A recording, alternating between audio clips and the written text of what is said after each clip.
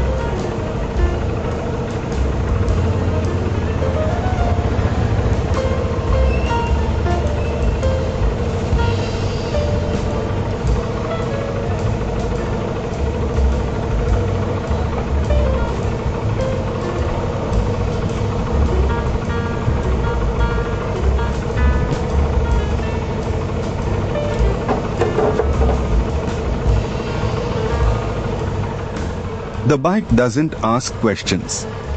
It just offers forward motion, and for some people, that's exactly the medicine they need.